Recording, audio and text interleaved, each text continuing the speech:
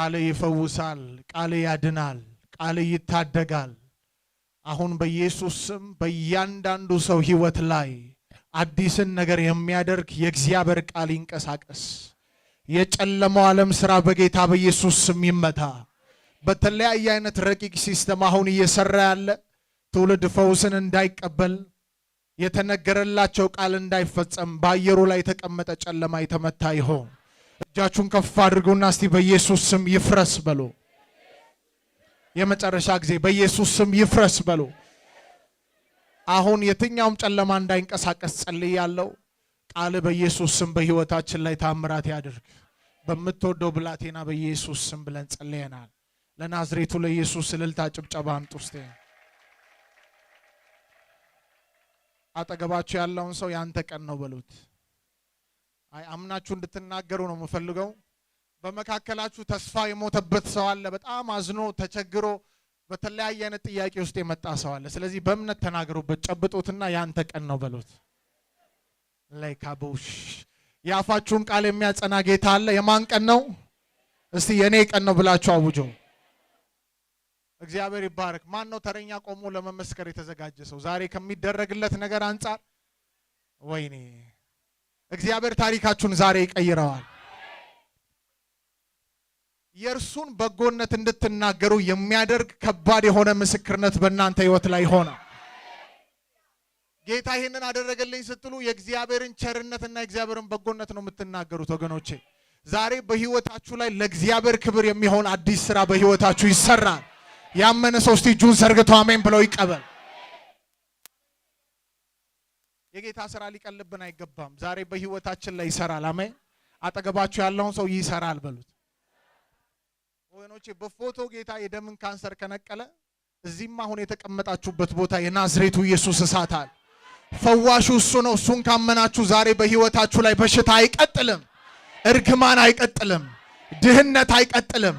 የትኛውም ጉስቁልና ዛሬ ይሰበራል። እስቲ ቁሙና አንድ ጊዜ እግራችሁ ላይ ያራገፋችሁ ይሰበራል በሉ።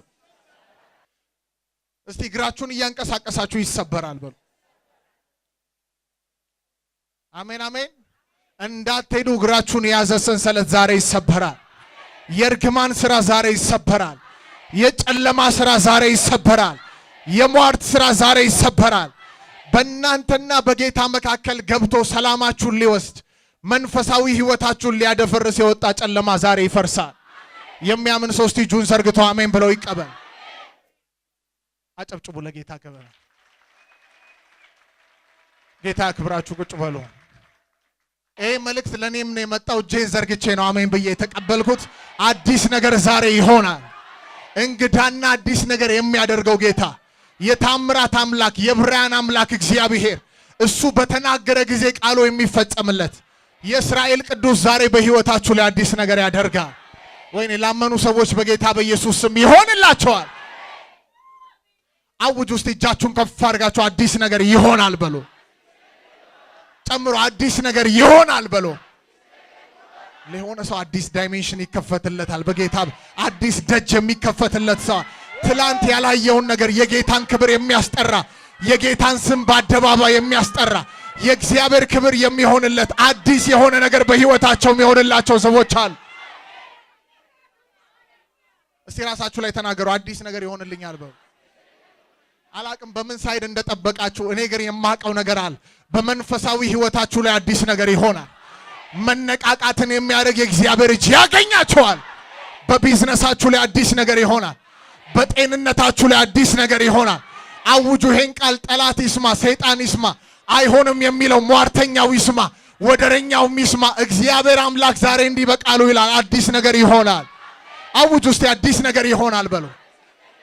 አጨብጭቡ ለጌታ ለኢየሱስ። በእናንተ ህይወት አዲስ ነገር እንዲሆን የማይፈልገው ሰይጣን። አሜን አሜን። አንድ ደግሞ በእናንተ ህይወት ላይ አዲስ ነገር እንዲሆን የሚፈልግ ጌታ አለ በሰማይ። ዛሬ ቃሉን ለእያንዳንዳችን ይልካል። ቃሉ ደግሞ ተነግሮ ብቻ አይደለም የምትወጣው፣ በህይወት ላይ ይጸናል። ወይ አጠገባችሁ ያለውን ሰው እንዲበሉት በህይወት ላይ ይሆናል በሉት። እዚህ ቤት የምትሰሙት ቃል በህይወታችሁ ላይ የሚሆን ቃል። ለምን የሚሰራው የናዝሬቱ ኢየሱስ ከኔ አፍ የሚወጣ ቃል አይደለም፣ ከጌታ አፍ የሚወጣ ቃል ነው። ይሄ ቃል ስልጣን አለው፣ ኃይል አለው። ውጪ ላላችሁ፣ እዚህ ላላችሁ፣ ለቤታችሁ ያመነ ሰው በኢየሱስ ስም አዲስ ነገር ይሆንለታል። አጨብጭብ ውስጥ አዲስ ነገር ይሆናል የሚል ሰው ለማን ክብር ይሆናል? ለማን ክብር በሉት። እንደውም ይሄንን ነው ጨምራችሁ ማለት ያለ ለማን ክብር? ለማን ክብር? እውነት ለእግዚአብሔር ክብር ብሎ የጨከነ ሰው ካለ አዲስ ነገር ይሆናል ዛሬ። ኢየሱስ ማን ነው? አውጁ እስቲ ኢየሱስ ማን ነው? ሁላችንም የእግዚአብሔርን ቃል ኢሳይያስ ምዕራፍ 43 ቁጥር 18 ላይ እናውጣለን። ያን ነገር ከመናገሬ በፊት ግን አንድ ቃል እየተናገርኩ ነበር፣ ቅድምም ወደ ልቤ ይመላለሳል። ዝናብ ኢሳይያስ ሲናገር እንደዚህ አለ። ዝናብ ከሰማይ ወርዶ መሬትን ምን እንደሚያደርግ እንደሚያርስ ያፈራና ያበቅል ዘንድ መሬትን እንደሚያደርገው እንዲሁ ከእግዚአብሔር አፍ የሚወጣው ቃል ሳይሰራ አይመለስም። ዛሬ የምትሰሚው ቃል ሳይሰራ አይመለስም። በህይወት ላይ አዲስ ነገር ሳያደርግ፣ አዲስ ቻፕተር ሳይከፍት፣ አዲስ በእግዚአብሔር ዘንድ የሚሆን ለጌታ ክብር የሚሆን ነገር ሳይከፍት አይሄድም። ይሰራል የሚል ሰው ጮኸ አሜን ይበል። ሁላችንም ይሄን ቃል እናውጣለን። የጥንቱን አታስቡ ይላል። ቁጥር 18 ሲጀምር የፊተኛውን ነገር አታስተውሉ፣ የጥንቱንም ነገር አታስቡ ይላል። ቁጥር 19 እነሆ አዲስን ነገር አደርጋለሁ እርሱም በሉት እስቲ ወገኖቼ እርሱም መቼ ይበቅላል ይላል። መንፈስ ዓለም ላይ ነገ የሚባል ቀጠሮ የለም። ላስቸገረ ነገር ዛሬ አዲስ ነገር ይለቀቃል። ፈልገ ለመጣው ነገር ቀጠሮ የሚሰጥበት ነገር የለም። መቼ? እስቲ መቼ አውጁ። መቼ? ላመነ በኢየሱስ ስም አሁን ይሆናል። ያካታ በሆሽ አዲስን ነገር አደርጋለሁ እርሱም አሁን ይበቅላል። እናንተም አታውቁም ምን ይላል? በምድረ በዳ ወንዞችም በበረሃም መንገድን አደርጋለሁ ይላል። ኢየሱስ ጌታ ነው። አረ አንድ ያመነ ሰው ጮሆ አሜን ይበል። በበረሃ ምንጭን ያደርጋል የናዝሬቱ ኢየሱስ። በምድረ በዳ መንገድን ያወጣልሃል። ምንም በሌለበት ስፍራ ያለምንም እርዳታ የናዝሬቱ ኢየሱስ ቃል ሲናገር ያንተ ነገር ከምድረ በዳ ወደ ገነት ይቀየራል። አንድ ሰው ለምን ጮኸ አሜን አይል? እግዚአብሔር ሰማይ ይሁን ሲል ያገዘው ነገር አለ። ሰማይ ይሁን ሲል ሰማይ ምን አለ? ምድር ይሁን ሲል ምን ሆነ? ያፉ ቃል ስልጣን ያለው ቃል። በዚህ ቃል ውስጥ ሆኜ በጌታ በኢየሱስ ስም ላመናችሁ ሰዎች እናገራል። የእግዚአብሔር ቃል የሚፈጥረው ነገር አለ በህይወታችሁ ላይ ዛሬ ይፈጠራል። አጠገባችሁ ያለውን ሰው አዲስ ነገር ይሆናል በሉና አውጁ። የመጨረሻ ጊዜ አዲስ ነገር ይሆናል በሉት። በደስታ መንፈስ ሆናችሁ፣ በእምነት መንፈስ ሆናችሁ አዲስ ነገር ይሆናል። ስትናገሩበት እኮ የሞተበት ነገር ሊነሳ ነው። ለምን ሲባል በሞተ ነገር ላይ አዲስ ህይወት ይመጣል። ስትናገሩበት በወደቀ ነገር ላይ አዲስ የመነሳት መንፈስ ይመጣል። አሁን እየተናገራችሁበት እያለ የተቆረጠ ነገር ቢኖር እንኳን የሚበቅል አዲስ ነገር በህይወቱ ላይ ይጀምራል። አዲስ ቻፕተር የሚጀምርላቸው ሰዎች አሉ። አጠገባችሁ ያለውን ሰው ያንተ ቀን ነው በሉትና አውጁ። አንድ ነገር ልንገራችሁ ወገኖቼ፣ ኢየሱስ ያገኛቸው ሰዎች ሁሉ አዲስ ቻፕተር ተከፍቶላቸዋል። ዛሬ በመንፈስ ቅዱስ ኃይል ኢየሱስ በዚህ ቤት አለ። ዛሬ ታገኙታላችሁ። ይሄን ጌታ ልዩ በሆነ መንገድ ታገኙትና አዲስ መንገድ የሚከፈትላችሁ ሰዎች አላችሁ። እጃችሁን ዘርጉና እስቲ ከገባችሁ አሜን ብላችሁ ተቀበሉ። አጠገባችሁ ያለውን ሰው ጌታን ታገኘዋለህ በሉት። አሜን አሜን አሜን አሜን። ዛሬ በኢየሱስ ስም በከበደህና ባስቸገረ ነገር ላይ ናዝሬቱ ኢየሱስን ታገኘዋል። ታሪክን ሊቀይር ይሄ ጌታ በህይወት ላይ ይመጣል። ትላንት የነበረውን ስም ከህይወት ላይ ያነሳዋል። አለመጸለይ አለማንበብ በህይወት ላይ ሆኖ ቢሆን የናዝሬቱ ኢየሱስ ዛሬ ይመጣና ኤካቦቶ ፎሆሽ እየሰማኝ ያለ ሰው በጌታ በኢየሱስ ስም ይሆንበታል። በበሽታ ውስጥ ብትሆኑ አዲስ ነገር ዛሬ ይከፈታል። የሚከፈተው ይሄ ነው። አዲስ የጤንነት በር ይከፈታል። በትንቢት መንፈስ እያየው ነው ያለሁት። እግዚአብሔር አይኖቼን ከፍቶ አዳዲስ ደጆች የሚከፈትላችሁ ሰዎች አሉ። ኢሳይያስ ምዕራፍ 22 ቁጥር 22 ሲናገር እንደዚህ ይላል፣ የዳዊት መክፈቻ በጫንቃው ላይ ተቀመጠ፣ እርሱ የከፈተውን የሚዘጋ እርሱ የዘጋውን የሚከፍት የሌለ አዲስ ደጅ በናዝሬቱ በኢየሱስ ስም በአንዳንዶች ላይ ይከፈታል። አንድ ሰው እስቲ ጮሆ እጁን ዘርግቶ አሜን ብሎ ይቀበል። ምን ነው ብላችሁ የመጣችሁ ሰዎች ጠላት የእናንተን ነገር የቆለፈበት የዘጋበት የዛገ ሰንሰለት ቢሆን የናዝሬቱ ኢየሱስ ዛሬ ይከፍተዋል። ይከፈታል እያልኩ ነው ያሉት። ውሰድ እጅን ዘርጋና አሜን ብለህ ተቀበል። እግዚአብሔር በዚህ ቀን ይሄን አውጅ ብሎኛል። በዚህ 6 ቀን ላይ አንዳንዶች ይሄ 6 ቀን ሳያልቅ በዚህ ቦታ መጥተው ይመሰክራል። አልመሰለኝም ነበር እኮ ግን ሰምቼ ነበር። አሁን ግን ባይኔ ያየችው የእግዚአብሔርን ሥራ የሚያዩ ሰዎች አሉ። አንድ ሰው ጮሆ እጁን ዘርግቶ አሜን ብለው ይቀበል። አጠገባችሁ ያለውን ሰው ፊት ለፊት እያያችሁ አየዋለሁ በሉት። አሁን ፊት ለፊት አጠገባችሁ ያለውን ሰው እያያችሁት አይደለም? እያያችሁት ነው አይደል? አጠገባችሁ ያለውን ሰው እያያችሁት ነው። መልኩን እያያችሁ ነው አይደል? እንዲሁ በእናንተ ህይወት ላይ የሚሆነውን አዲስን ነገር ቪዚብል በሆነ መንገድ ታዩታላችሁ። በቃ እኔ ጌታ በል ያለኝ ነው ይሄን የትንቢት ቃል ተናገር ብሎኛል። አዲስ ነገር የሚጀምራቸው ሰዎች አሉ። አጨብጭቡ እስቲ ለጌታ ለኢየሱስ። ኢዮብ እንደዚህ መስማትን ሰምቼ ነበር፣ አሁን ግን አጠገባቸው ያለውን ሰው ዛሬ ከመስማት ያልፋል ብሎ በአውጁ መምናት ከመስማት ያልፋል። ወይኔ ያመኑ ሰዎች 10 ሰዎች ዛሬ በጌታ በኢየሱስ እኔ ማምኜ ቆሜያለሁ። ከመስማት ባለፈ በህይወታቸው ላይ እግዚአብሔርን ሥራ ዛሬ ያያሉ። እስቲ አያለው በሉ። ያካታሮቮሽ ዚካቡባ ባባቴ ያቫንያ ሞሻ ቀኝ እጃችሁን ከፍ አድርጋችሁ ከዛ እናገራለሁ። የናዝሬቱ ኢየሱስ በሉና አውጁ። በህይወቴ ላይ በሉ አዲስን ነገር ያደርጋል በሉ። ድገሙ። አዲስን ነገር ያደርጋል በሉ። ዛሬ የናዝሬቱ ኢየሱስ በህይወታችሁ ላይ አዲስን ነገር ያደርጋል። ኢየሱስ በዚህ ምድር ላይ ተገልጦ በነበረበት ጊዜ ላይ በስጋ በሚመላለስበት ሰዓት ያገኛቸው ሰዎች ሁሉ በህይወታቸው ላይ አዲስ ቻፕተር ጀምሯል። አዲስ ምዕራፍ በህይወታቸው ተከፍቷል። ከሐዋርያት ጀምሮ በምኩራብ እስካገኛቸው በሱ እጅ ተነክተው ከተጸለየላቸው ሰዎች ጨምሮ ሁሉም በህይወታቸው ላይ አዲስ ቻፕተር ነው የተከፈተው። ትላንት አሳ አጥማጅ የነበረው አዲስ ደጅ ሲከፈት በአደባባይ የጌታን ኃይል ተሸክመው መስበክ ጀመረ። ዛሬ እውቅናችሁን የሚቀይር አዲስ ደጅ በህይወታችሁ ይከፈታል። ወይ ላመኑ ሰዎች ግን በጌታ በኢየሱስ ስም ሆነባቸው።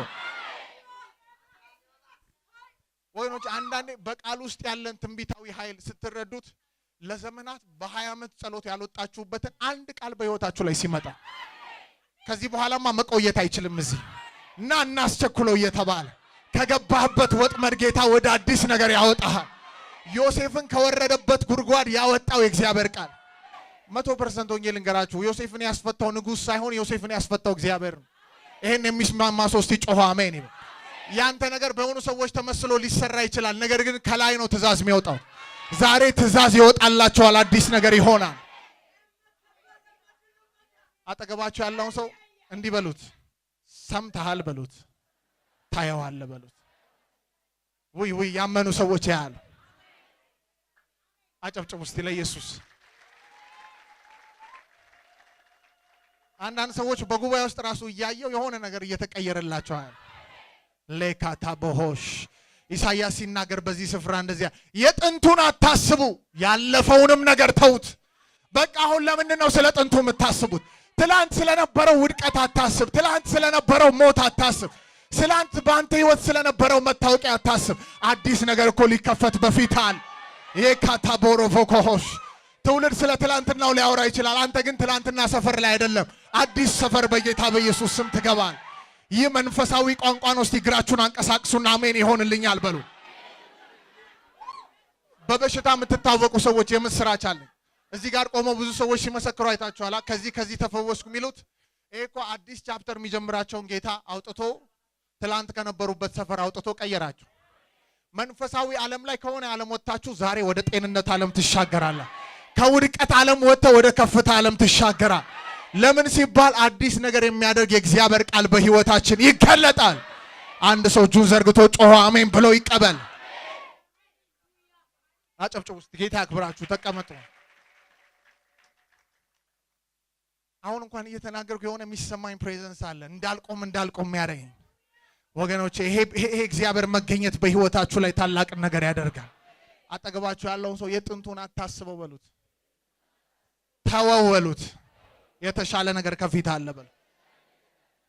መንፈሳዊ ነገራችሁ በጣም ወድቆ ሊሆን ይችላል።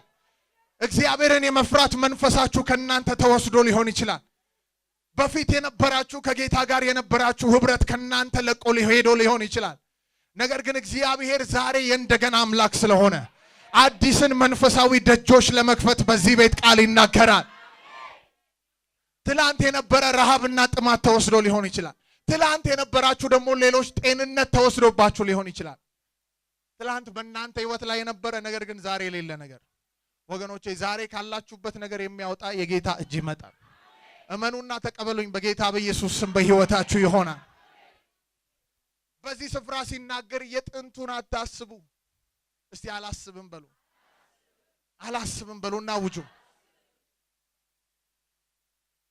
ያለፋችሁበትን መንገድ ነገ እንዳትቀጥሉ አድርጎ የሚሰማችሁን መንገድ ማሰብ ወደ አዲሱ ነገር እንዳትገቡ የሚያደርግ ትልቅ ቻሌንጅ ነው። በዚህ ስፍራ ላይ እግዚአብሔር ሲናገር እንደዚህ ያለ እነሆ ምንን አደርጋለሁ። የኔ አምላክ አዲስ ነገር የሚያደርግ ነው የሚል ሰው ጮኸ አሜን። አምላካችን እኮ ሁል ጊዜ አዲስን ነገር የሚያደርግ አምላክ ነው። ማለዳ ማለዳ አዲስ ነው። ክብሩን ማየት ፈልጋለሁ የሚል ሰው እስቲ ጮኸ አሜን ይበል። የሆነ ከተለማመድኩት ነገር ወጥቼ እኔ አይቼ ማላቀውን ቤቴ አይቶ ማያቀውን በዚህ ዘመን ላይ ያሉ ቅዱሳን አይተው ማያውቁትን ነገር በእግዚአብሔር ቸርነት አዲስን ነገር ያለው የሚል ሰው ጮኸ አሜን ይበል። አጠገባችሁ ያለውን ሰው እንደገና ይከፈትልሃል በሉት። አንዳንዶች የዛሬ 5 ዓመት በፊት የነበረውን የተከፈተላችሁን ጌታ ያደረገውን ነገር ብቻ እያወራችሁ አትኖሩም። ነግራችኋለሁ፣ ዛሬ አዲስ ነገር ይሆናል። በእነዚህ ቀናት ላይ አዲስ ነገር ይሆናል።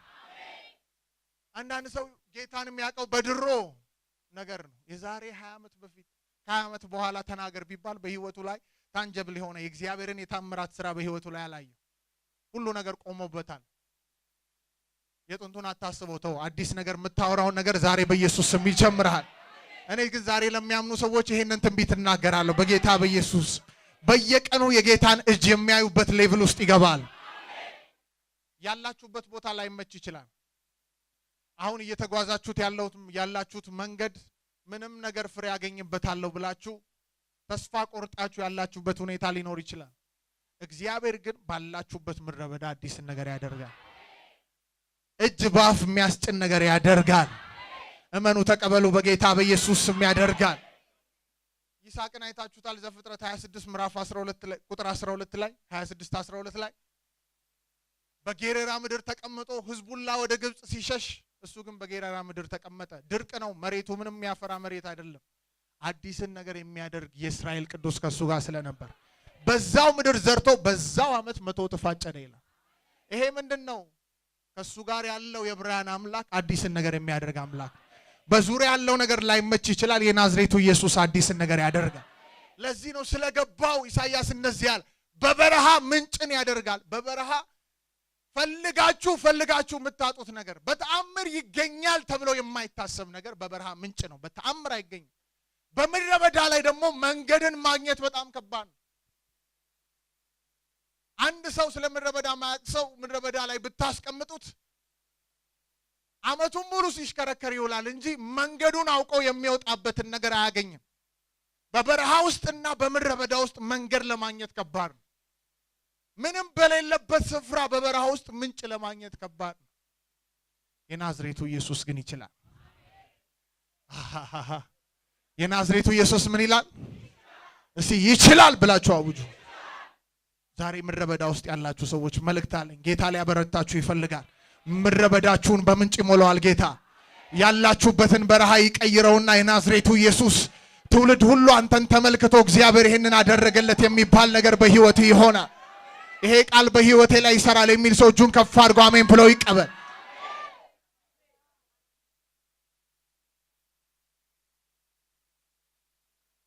ኢየሱስ ይባረክ። አምናችኋል? ዛሬ አዲስ ነገር ይሁን። እግዚአብሔር አምላክ በህይወታችሁ ላይ አዲስ ነገር ያድርግ። በተለይ በበሽታ ውስጥ ያላችሁ ሰዎች አዲስ የጤንነት ቻፕተር ይከፈታል። ኢየሱስ ወደ ኢየሩሳሌም በመጣ ሰዓት በበዓል ቀን ወደ አንድ ስፍራ ሄደ። ሰሊሆም በምትባል መጥመቂያ በምትገኘው ስፍራ ላይ በሽተኞች ይተኛሉ።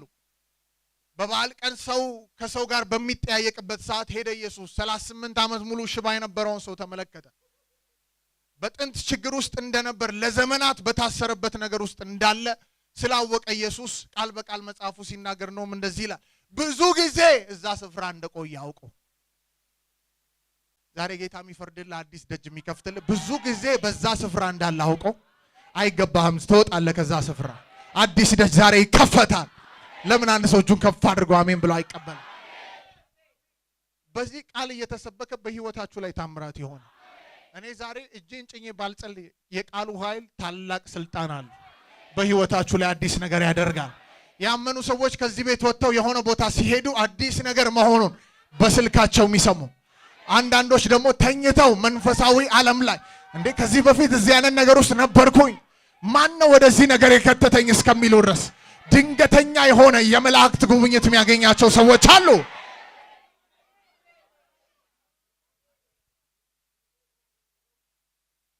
በባህሪው ሁሉም ሰው አዲስን ነገር ማየት ይፈልጋል። ወገኖቼ ፐርማኔንት የሆነ የጠና አዲስ ነገር በህይወታችሁ ላይ እስከ መጨረሻው የሚቀጥል አዲስ ደጅ ከእግዚአብሔር ዓለም የሆነ ብቻ ነው። ሌላው ታይቶ የሚጠፋ ነው። ጌታ ግን የከፈተውን ማንም አይዘጋው። ወይኔ ለምን ጨዋችሁ አሜን አትል? ጌታ የከፈተውን የሚዘጋል፣ እሱ የዘጋውን የሚከፍታል። ስለዚህ ዛሬ ባንተ ህይወት ላይ የሚከፈት ነገር አለ። ለዘመናት ተባብረው የዘጉ ቢኖሩ ለምን ሺ አይሆኑም? ለምን ዘግተውት ቆላልፈውት አይሄዱም? የናዝሬቱ ኢየሱስ ቃል ሲያወጣ በፊት እሄዳለሁ፣ ተራራው ሜዳ አደርጋል፣ የናሱን ደጅ ሰብራል፣ የብረት መወርወሪያውን ቆርጣለሁ እንደሚል በፊት ዛሬ አዲስ ነገር ሊያደርግ የናዝሬቱ ኢየሱስ ይሄዳል። ኢየሱስ ይባረክ። ኢየሱስ ወደዛ ሽባ ሰው መጣና እንዲህ አለ፣ ልትድን 38 ዓመት ሙሉ እኮ የተቀመጠው በዛ ስፍራ ላይ ለመዳን ስለሚፈልግ ነው። ግን አቅሙ የለውም፣ ያለበት ቦታ አይመችም፣ ማንም አይደርስለትም፣ ቤተሰብ የለውም፣ ዘመድ የለውም። ማንም የለኝም ያላችሁ ሰዎች በዚህ ሰዓት ድምጻችሁ ጌታ ፊት እየተሰማ ነው ያለ። ማንም ይረዳኝ የለም፣ ስምህን ጠዋትና ማታ ጠራለሁ፣ አንተ ብቻ ነህ ረዳቴ፣ የናዝሬቱ ኢየሱስ ያላችሁት ጌታ ይኸው ሊፈርድ ዛሬ በቤት ላይ አዲስ ነገር ሊያደርግ ያልፋል። እመንና ቃሉን ተቀበል። በህይወት ላይ አዲስ ነገር ያደርጋል። የኔ ጌታ ዛሬ የሚሰራል የሚል ሰው እስቲ ጮህ አሜን ይበል። እሱ ሊሰራ ሲነሳ የሚከለክለው አለ? ሺህ ሆኖ የዘጉትን ደጅ እሱ ይከፍተዋል። መጥቶ አሜን አሜን። እስቲ ጮህና አሜን በሉ። በቃ ተነስና አልጋህን ተሸከመ ምን በላል ሂድ። እስከ ዛሬ የነበረው በህይወቱ ላይ የነበረው ደጅ የሚታወቀው ቻፕተር ቃሬዛ ላይ ተኝቶ መኖር ነው።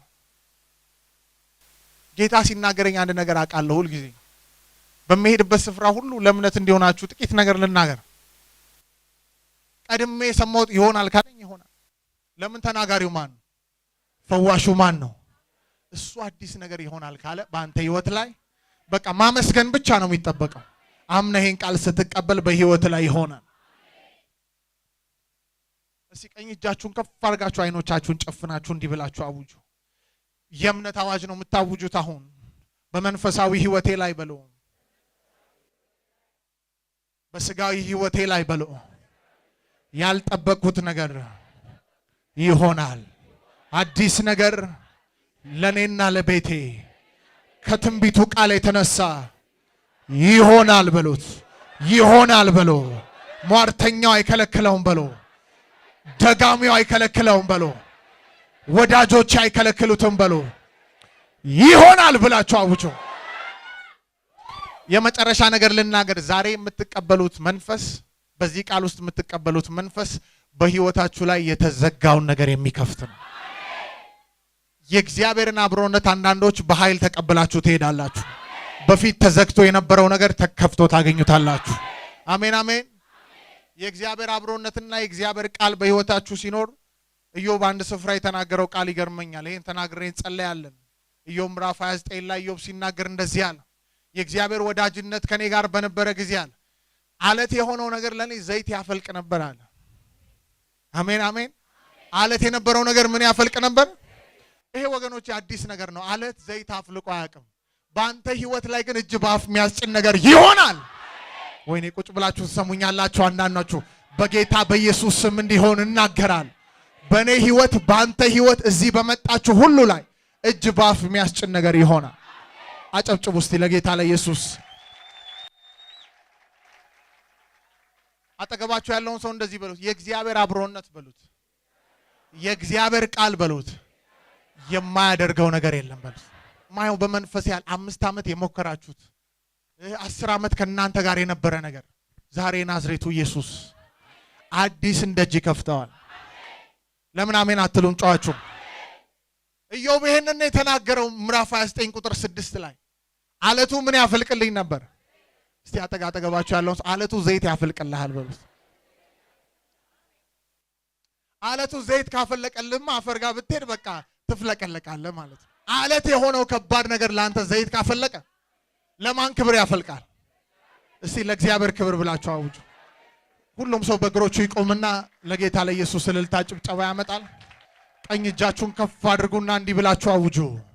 አዲስ ነገር በሉ፣ ይሆናል በሉ፣ ይሆናል በሉ፣ ይሆናል በሉ። እንዳፋችሁ ቃል በኢየሱስ ስም ይሆናል። እንዳፋችሁ ቃል በጌታ በኢየሱስ ስም ይሆናል።